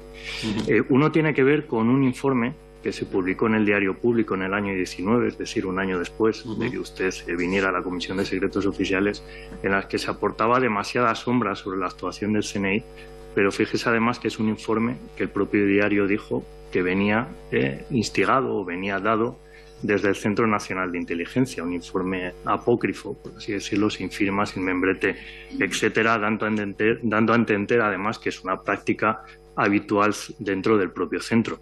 En este sentido, igual, preguntarle en el mismo sentido si usted se ve representado en ese informe. ¿Usted cree que ese informe es un informe veraz? ¿Es un informe que viene elaborado desde el propio centro? ¿Es un informe que se trabajó dentro del propio centro? Y el segundo elefante, el segundo elemento causal que usted esté aquí, tiene que ver con unas declaraciones que el señor Villarejo realizó en el año 22, a la salida del juzgado tras declarar, en la que a usted se le imputaba prácticamente la comisión de esos atentados, y que eso probablemente sea uno de los elementos desencadenantes de esas teorías, en la que estoy de acuerdo con algún miembro de esta comisión que ya lo ha expresado, en el que creo que cuanta más luz se aporte y más transparencia se aporte, mejor, y fundamentalmente para dar respuesta a las víctimas. Mire, yo a lo largo de mis 10 años en el Centro Nacional de Inteligencia aprendí una cosa que para mí, desde luego, no tiene ninguna discusión. No hay mejor método para dignificar una mentira que decir que esa mentira tiene su origen en el Centro Nacional de Inteligencia. El decir que algo tiene su origen en el Centro Nacional de Inteligencia es lo mejor para dignificar una mentira. Segunda parte de la respuesta. Mientras yo fui director del Centro Nacional de Inteligencia, y estoy casi convencido, pero bueno, ahora no sé, pero seguro que también, pero concedamos el beneficio de la duda, pues solo puedo hablar de mí. Mientras yo fui director del Centro Nacional de Inteligencia, no hubo ni una sola filtración a los medios, ni del trabajo, ni de sus documentos, absolutamente ninguna. Aunque para dignificar una mentira, como le decía en la primera premisa, lo de primera premisa es una barbaridad, ¿no? Será en la premisa, ¿o no? Bueno, pues, aunque, como les decía, no hay mejor forma de dignificar una mentira que decir que el origen tiene el CNI. Por tanto, desmiento categóricamente que este documento apócrifo que usted hace mención tuviera su origen en el CNI. Otra cosa es que para dignificar una mentira se dijera que así era. Año 19, lo digo con menos contundencia, y no porque dude de quienes hoy dirigen el centro, sino simplemente porque yo soy responsable del tiempo que yo fui, nada más. Segundo, mire, todo el tiempo que ayer dediqué a preparar esta comparecencia, dije, alguien me va a preguntar por el comisario Villarejo. Estaba seguro. De hecho, agradezco mucho a los antecesores en el uso de la palabra que no me lo hayan preguntado. Pero, ¿de verdad que usted quiere poner al mismo nivel a una persona que ha servido con dignidad durante 57 años a España que a una persona que está encausada? Y todos ustedes saben por qué. Yo no, ¿de verdad? Es decir, usted que me está mirando a la cara y yo a usted, ¿me pone al mismo nivel? Pues allá usted, señoría. No, en absoluto. No le quería poner al mismo nivel. Lo que quería era que usted dijera lo que acaba de decir en estos momentos, que usted está muy por encima de las declaraciones que pueda hacer una persona como el comisario Villarejo. Era simplemente por eso. No le tome por el otro lado, porque en absoluto tiene que ver por ahí. Simplemente era para que usted pudiera decir lo que ha dicho ahora, que creo que se lo agradecemos, al menos desde mi grupo parlamentario, le agradecemos que usted haya dado esa respuesta que deja muy clara no solo su posición, sino también la altura que usted ha mantenido a lo largo de esta comparecencia. Así que nada más, muchas gracias. Muchas gracias, señor Serrada. Ahora tendría el turno el Grupo Parlamentario Popular. La señora... ok. El portavoz, muchas gracias. Santi Rodríguez, presidente, gracias. Santi Rodríguez, ok, gracias. Señor Sanz Roldán, también gracias por dedicar estas horas a esta comisión y por responder pues a todas las preguntas que puede responder. Yo, si me permite, alguna me repetiré, pero seguramente porque hay algún inciso que considero importante e interesante. Yo creo que desde primera hora de la mañana ha quedado claro las visitas indeterminadas que se hicieron de forma prospectiva a Esati en el centro penitenciario de Castellón. También usted ha afirmado que como mínimo agentes de la Guardia Civil habían estado en el centro penitenciario, y la pregunta la hago extensiva, si tiene constancia de que hubieran más visitas de otros fuerzas y cuerpos de seguridad del Estado, incluso si es posible que esas otras visitas se hubieran producido sin registro en el mismo centro penitenciario. La respuesta corta, señorías, no tengo ninguna evidencia. Yo sé lo que hice yo y lo demás son rumores o que me dicen. Yo lo único que sé lo que hice yo, y sé también lo que certifica instituciones penitenciarias, pero lo demás no tengo ninguna evidencia. Gracias. En relación a otra cuestión, que ha surgido, no porque yo piense que esto pueda ser así, sino para dejar claro seguramente que esto no es así. Y de forma genérica, no le pregunto ya sobre un caso en concreto, pero sí que se lo pregunto de forma genérica. Pero si le preguntara por un caso en concreto me diría que no me puede responder. Creo que genéricamente quizás sí. ¿Es posible que desde el Centro Nacional de Inteligencia se interceda ante jueces para conducirles a que tomen una determinada resolución judicial, como por ejemplo negar una extradición a una persona que tiene una orden de extradición o de expulsión? Conducir a jueces a mí me parece que es una afirmación excesiva, con todo mi respeto, señoría. Es decir, los jueces no hay que conducirlos, ellos son soberanos en sus decisiones. Lo que sí es verdad es que existen procedimientos administrativos con participación del CNI para determinadas cuestiones, como por ejemplo, por no citar algo que venga al caso que nos ocupa, para la concesión de nacionalidad de determinadas personas, pues antes de conceder la nacionalidad, el procedimiento dice: ¿y qué opina el CNI? ¿Esta persona merece que se le dé la nacionalidad, o por el contrario, si se le da, metemos en casa a una persona que pueda ser un delincuente o que pueda tener... Bien, pero eso se hace como parte de un procedimiento administrativo, nunca a iniciativa del CNI, y lo que también es cierto es que los jueces preguntan al CNI lo que quieren, y que al menos mientras estuve yo tratábamos prácticamente siempre de responder. A veces no era posible, pero tratábamos casi siempre de responder, porque nada hay mejor que la justicia hecha, pero a veces la propia ley nos lo impedía. Pero o se produce un requerimiento de un juez para algo, y el CNI tiene la obligación de responder hasta donde es posible. Y segundo, hay procedimientos administrativos en los que participa el CNI. Ahora, quitando esas dos situaciones, hasta donde, desde luego en los 10 años que yo fui jefe, nunca se fue a hablar con un juez para decirle que debería tomar una decisión en un sentido u otro. Precisamente yo no le hacía la afirmación, se la hacía con interrogación, porque en el ambiente ha quedado que quizás alguien había influido en un juez determinado para que no atendiera una determinada orden de expulsión, precisamente del imán Essati, ¿no? Precisamente por eso le interrogaba.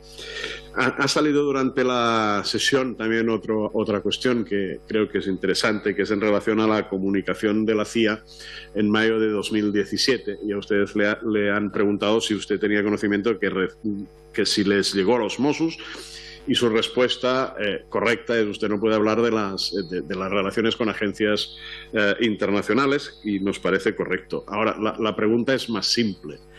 ¿Esa notificación de la CIA, de una agencia de la CIA, la recibió también el CNI? Está publicado. No sé si lo puede ratificar o no lo puede ratificar, porque nos consta, según se ha publicado, lo recibió Mossos, lo recibió el CITCO, lo recibió el CNI, lo recibió la Guardia Civil, lo recibió la Policía Nacional. Aunque no puedo hablar de las relaciones con servicios secretos, si todo eso que publica sea cierto, ¿no piensa que hay demasiada indolencia, que recibiéndolos tantos como los recibimos nadie hiciera nada? ¿O no fue por indolencia? Eso es lo que a mí me gustaría aclarar en un lugar en el que no puedo aclararlo, que es este. Me gustaría aclararlo, claro que sí, pero no puedo aclararlo aquí. No pudo haber tanta indolencia en tantos. Por algo, tantos, como dice el periódico o los medios que su señoría haya leído, algo habrá ahí que explicar. Porque de verdad consideran o piensan que todas las fuerzas y cuerpos de seguridad del Estado y el Centro Nacional de Inteligencia y otras organizaciones dedicadas a la lucha contra el terrorismo fueron tan indolentes como que sabiéndolo no hicieran nada. ¿Todos? Algún truco habrá. No, si bien es cierto también que todos los implicados, al menos los que han tenido voz en relación a esta comunicación, reconocen que aquella alerta no tenía un fundamento sólido y que no tenía tampoco ninguna relación con lo que pocos meses después terminó pasando en la Rambla. Seguramente hubiera sido una cosa anecdótica si después no hubiera pasado lo que realmente pasó. pero realmente estando como estábamos en aquel momento en alerta 4/5, pues también sorprende que una nota de estas características, especialmente porque se citaba expresamente la Rambla de Barcelona, que es donde ocurrió lamentablemente el atentado, pues los que tenían seguramente más relación directa no tomaran absolutamente ninguna precaución. Y una última cuestión. En su última intervención con el portavoz del Grupo Socialista ya ha salido el tema Villarejo, pero francamente se ha hablado hoy mucho de las víctimas y de las familias, y nosotros consideramos que no hay nada peor que 7 años después seguir alimentando una teoría de la conspiración que les hacen seguro mantener una tensión que yo creo que es innecesaria a la vista de las actuaciones que han habido, de los juicios que han habido y de toda la información que ya tenemos en este momento. Pero es cierto que han habido personas e incluso actores políticos, porque hoy solo se ha dejado traslucir una cierta negligencia que no compartimos por parte del Centro Nacional de Inteligencia en relación a que se pudo haber evitado el atentado, pero hemos llegado a oír de actores políticos que la responsabilidad directa del atentado es directamente del Estado. Yo no digo del CNI o no, sino directamente del Estado. Motivado en el movimiento independentista que había en Cataluña en aquellos momentos. Y el excomisario Villarejo, que claro, ni mucho menos lo ponemos al mismo nivel, pero alguien lo ha hecho, porque también está citado en esta comisión de investigación. Alguien lo ha hecho ya. Y por lo tanto, yo no tengo más remedio pues que preguntarle, una, por sus relaciones por las relaciones del CNI con el excomisario Villarejo, y otra por una afirmación que el comisario hizo ante la juez Lamela cuando fue detenido en noviembre de 2017, que afirmó: el director del CNI ha querido destruirme civilmente como si fuera el más malo del mundo. Está muy complicado hablar de este caso. Me produce dolor porque muchas de las cuestiones a las que se hacen referencia se trataba de un policía en activo, y me produce también la incomodidad de tener que estar en algunas ocasiones justificando lo que no hice.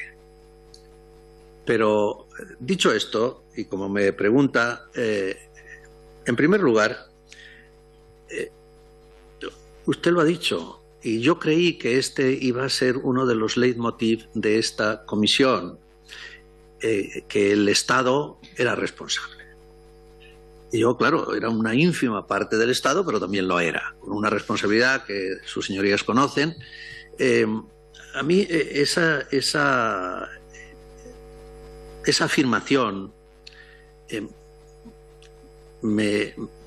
no la veo por ningún sitio. Quiero decir, yo trato, cuando esta mañana y ayer trataba de preparar un poco la comparecencia que tengo ante sus señorías, y bueno, vamos a ver, si podría haber en algo que yo no conozca, en alguna intención para que eso fuera cierto. Y por más que miro, no encuentro nada. Pero además, que por más que miro no encuentro nada, encuentro una sentencia ni más ni menos que del Tribunal Supremo de España, que delimita las responsabilidades de todos.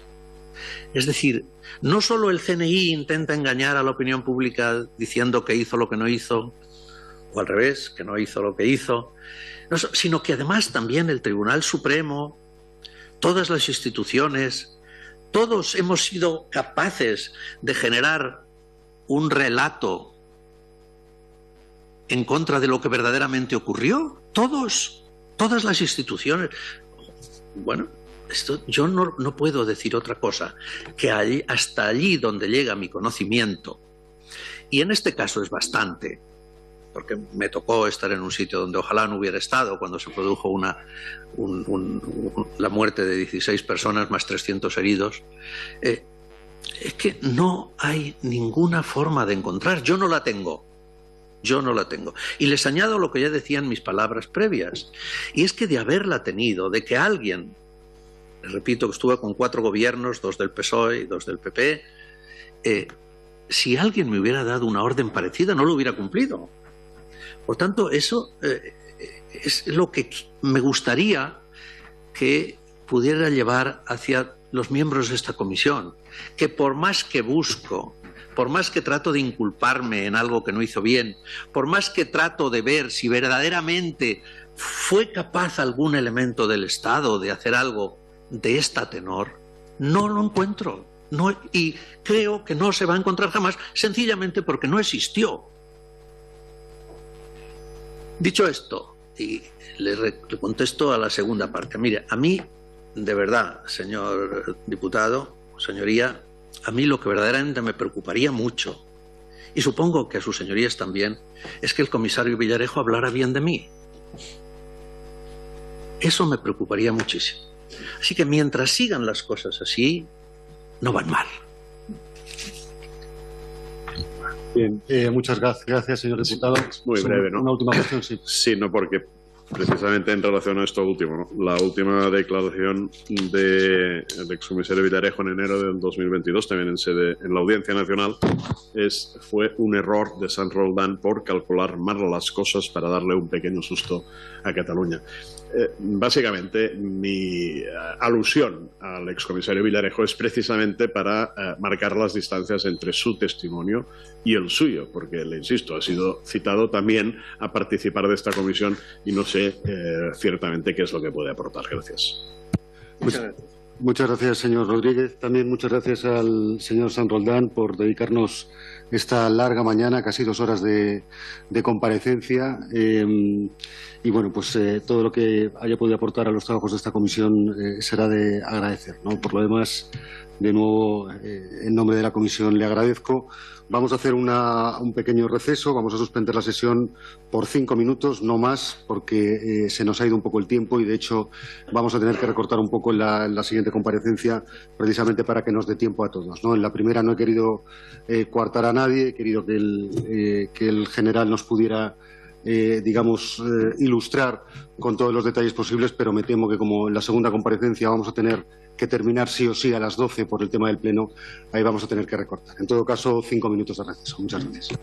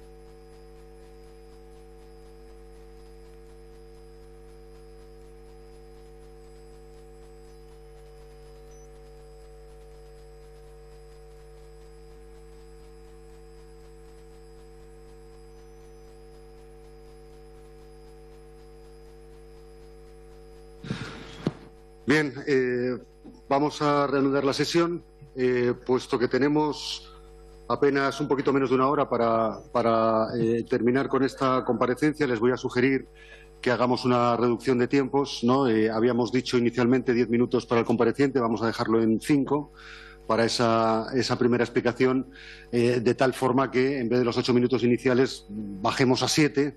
No quiero afectar demasiado la capacidad de interrogatorio que tengan los grupos, pero es la única manera de que lo podamos encajar y de que todas y todos tengamos las mismas oportunidades, ¿no? Dicho lo cual, le querría agradecer al señor José Luis Olivera Serrano por su asistencia a esta comisión, el señor exdirector del Centro de Inteligencia contra el Terrorismo y el Crimen Organizado. De conformidad con lo dispuesto en el artículo 64.4 del Reglamento del Congreso, las comparecencias se desarrollan en régimen de publicidad. Debo advertirle, estas comparecencias, tal y como se acordó en la reunión de mesa y portavoces del día 22 de octubre, se atendrán al siguiente formato. Los comparecientes dispondrán para una intervención inicial. Como le digo, vamos a reducir esta intervención a 5 minutos y cada grupo pasaría a tener 7 minutos. Esta presidencia manifiesta expresamente su voluntad de salvaguardar los derechos del compareciente reconocidos en el artículo 1.2 de la Ley Orgánica 5/84 de 24 de mayo, de comparecencia ante las comisiones de investigación del Congreso, del Senado o de ambas cámaras. Le recuerdo también la obligación contenida en el artículo 502.3 del Código Penal de no faltar a la verdad en su testimonio. Le recuerdo adicionalmente que el objeto de la comisión, que es el tema sobre el que ha de versar su testimonio, es el siguiente. Por un lado, el derecho a saber la verdad y las implicaciones derivadas de los atentados de Barcelona y Cambrils del 17 de agosto del 17. Por otro lado, aclarar cuáles fueron las presuntas responsabilidades políticas o de cualquier otra índole en los atentados de Barcelona y Cambrils. Y, finalmente, para proponer medidas de restitución o compensación para todas las personas. Comenzará así el turno del compareciente con esos 5 minutos de tiempo, cuando quiera. Bueno, no había preparado nada para estos 5 minutos. Pensaba que eran a preguntas directas, o sea que lo único, referirme, que me imagino que lo habrá hecho el anterior compareciente, a todas las limitaciones que tenemos con arreglo a la Ley de Secretos Oficiales y a los acuerdos que se clasifican por determinadas materias, que se la voy a repetir. Dice... La estructura, se otorga un carácter genérico de clasificación de secreto a la estructura, organización, medios y técnicas operativas utilizadas en la lucha antiterrorista por las fuerzas y cuerpos de seguridad del Estado, así como sus fuentes y cuantas informaciones o datos puedan revelarlas. Con estas limitaciones, yo encantado de contestarle a cuantas preguntas, porque no creo que la descripción de los atentados es de todos conocida. Lo que sí que podía decir es la participación que tuvo el Centro de Inteligencia contra el Terrorismo y el Crimen Organizado, quizá, pero yo me imagino que saldrá en el curso de la intervención y de las preguntas, y creo que les podré responder. Y así, de alguna manera, estos 5 minutos que me ofrece la presidencia, yo se los ofrezco a ustedes, y que tengan el tiempo necesario, porque yo intentaré contestarle a todo lo que la ley no me impida. Pues se lo agradezco, señor Olivera, porque eso efectivamente nos daría también un poquito más de tiempo para que los portavoces de los grupos puedan interrogarle. No veo al representante del grupo mixto, tampoco al del grupo vasco, con lo que nos iríamos directamente al representante del grupo Euskal Herria Bildu, señor Iñárritu, cuando quiera. Sí, muchas gracias, presidente. Señor Olivera, buenos días y bienvenido de nuevo al Congreso, a una comisión de investigación. Iré al grano, debido a que tenemos poco tiempo y nos hemos alargado un poco con el compareciente anterior. Me gustaría preguntarle, en primer lugar, si desde el CITCO, que usted dirigía, tenían en el radar o tenían información relativa al señor Essati.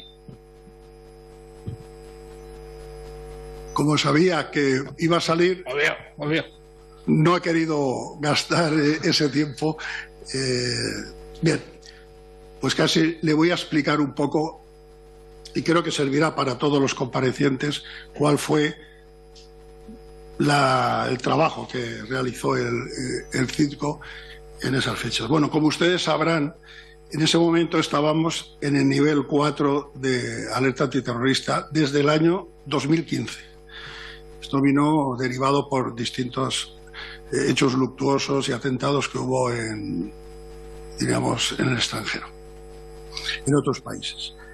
Se modificó el Plan de Prevención y Protección Antiterrorista, el PPA, en mayo también del 2015, mediante una instrucción, la 3, creo recordar, de la Secretaría de Estado, y se estableció este nivel 4 de amenaza. ¿Qué nos obligaba con el nivel 4 de amenaza? Que había que convocar y celebrar una reunión semanal de evaluación y valoración de la amenaza antiterrorista. Y esta se realizaba en el CICO. Y en estas fechas, le voy a decir que a partir de junio de 2017, ya se incorporó el cuerpo de Mossos d'Esquadra y la Ertzaintza en esa mesa de valoración de la amenaza.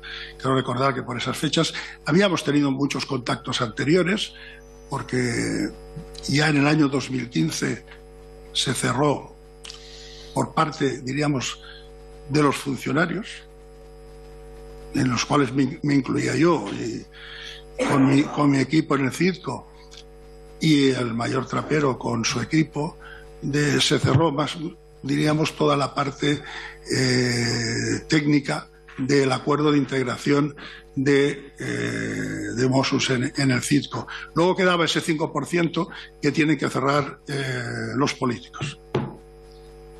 Que creo que fue la firma, creo que fue sobre junio del 2017, así cuando fue la firma de la integración total en el CIDCO. Bien, me voy a referir a la explosión de Alcanar, que se produce la noche del 16.